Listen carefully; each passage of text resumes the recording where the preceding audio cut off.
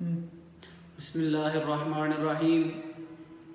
Islamic media 801 کے ناظرین السلام علیکم ورحمۃ اللہ وبرکاتہ۔ دوستو، آج کا ہمارا موضوع ہے حضور صلی اللہ تعالیٰ علیہ وآلہ وسلم کو جو معجزہ معراج عطا ہوا، اس کے اندر حکمتیں کیا تھی۔ عزیز دوستو، اللہ تبارک و تعالیٰ نے ہر نبی کو معجزات عطا کیے۔ کسی کو ایک معجزہ ملا، کسی کو 2 معجزے ملے، اور کسی کو 9-10، اس طرح ان کی شان کے مطابق اللہ تبارک و تعالیٰ نے ہر نبی کو معجزے عطا کیے۔ لیکن حضور صلی اللہ تعالیٰ علیہ وآلہ وسلم کو اللہ تبارک و تعالیٰ نے معجزہ بنا کر اس دنیا کے اندر مبعوث فرمایا، اور حضور علیہ السلام کو جو معجزات عطا کیے گئے، ان میں سے اہم ترین معجزہ وہ معجزہ معراج ہے۔ عزیز دوستو، اللہ تبارک و تعالیٰ نے اپنے محبوب علیہ السلام کو جو معراج کروایا، اس کے اندر بہت ساری حکمتیں ہیں۔ ان میں سے چند ایک حکمتیں آپ کے سامنے رکھتا ہوں کہ دوستو، جس طرح کہ ہمارے معاشرے کے اندر بھی یہ بات مشہور ہے کہ جو جتنا بڑا ہوتا ہے اس کو اتنے بڑے مقام پر بٹھایا جاتا ہے۔ یعنی کہ اس کو سادہ سی مثال سے سمجھے کہ اگر بندہ مسجد کے اندر امام ہے، تو جب وہ مسجد کے اندر آئے گا تو باقی لوگ صفوں کے اندر بیٹھیں گے اور مصلی پر بیٹھے گا۔ اگر وہ مسجد کا خطیب ہے تو وہ ممبر پر بیٹھے گا۔ تو اللہ تبارک و تعالیٰ نے اپنے محبوب علیہ السلام کو پوری دنیا کے لیے خطیب بنا کر بھی بھیجا ہے، اور اول و آخر کے لیے امام بنا کر بھی بھیجا ہے۔ تو عظیم دوستو، دنیا کے اندر اللہ تبارک و تعالیٰ نے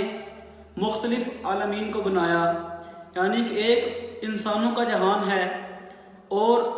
ایک اللہ تبارک و تعالیٰ نے اپنی نورانی مخلوق یعنی فرشتوں کو بھی پیدا فرمایا،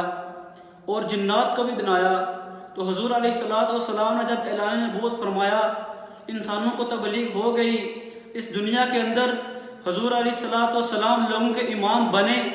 لیکن جب معراج کا دن آیا تو اللہ تبارک و تعالیٰ نے مسجد اقصیٰ کے اندر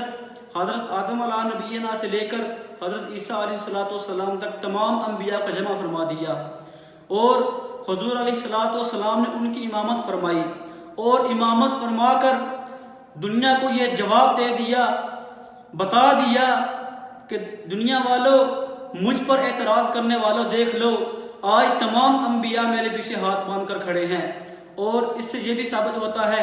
کہ مقتدی امام سے ادنا ہوتا ہے اور امام اعلیٰ ہوتا ہے۔ تو اللہ تبارک و تعالیٰ نے یہ شان عطا کر کر لوگوں کو بتا دیا کہ میرا محبوب تمام انبیاء سے اعلیٰ و اعلیٰ ہے۔ عزیز دوستو،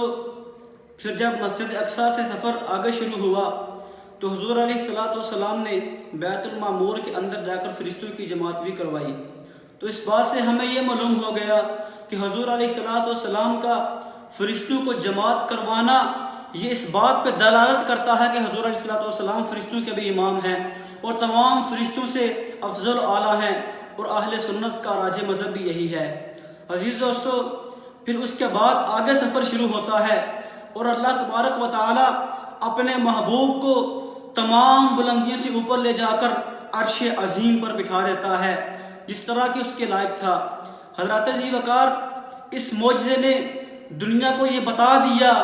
کہ اللہ کا محبوب حضرت محمد مصطفیٰ صلی اللہ تعالی علیہ وآلہ وسلم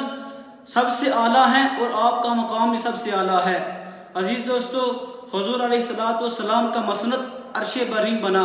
جس کو اعلیٰ حضرت مجدد دین و ملت اشاع امام احمد رضا خان فاضل بریلوی رحمۃ اللہ تعالی علیہ اپنے اشعار کے اندر کچھ یوں فرماتے ہیں کہ ہے کلام الہی میں شمس الضحیٰ، تیرے چہرہ نور و فضا کی قسم، قسم شب تار میں راز یہ تھا کہ حبیب کی زلف دتا کی قسم۔ اور فرماتے ہیں کہ تیرا مسند ناز ہے عرش بری، تیرا محرم راز ہے روح امی، تیرا مسند ناز ہے عرش بری، تیرا محرم راز ہے روح امی، تو ہی سرور ہر 2 جہاں ہے شہا، تیرا مثل نہیں ہے خدا کی قسم۔ حضرت ذی وقار اعلیٰ حضرت مجدد دین و ملت اشاع امام احمد رضا خان فاضل بریلوی رحمۃ اللہ تعالی علیہ نے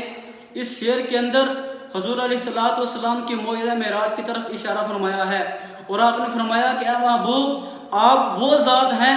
کہ جس کا منبر جس کا مسند اللہ تبارک و تعالیٰ نے عرش برین کو بنایا ہے۔ آپ اگلے شعر میں فرماتے ہیں کہ وہ مرتبہ خدا نے تجھ کو دیا، وہ مرتبہ خدا نے تجھ کو دیا، نہ کسی کو ملے نہ کسی کو ملا، کہ کلام مجید نے کھائی شہا تیرے شہر و کلام و بقا کی قسم، وما علینا الا البلاغ المبین۔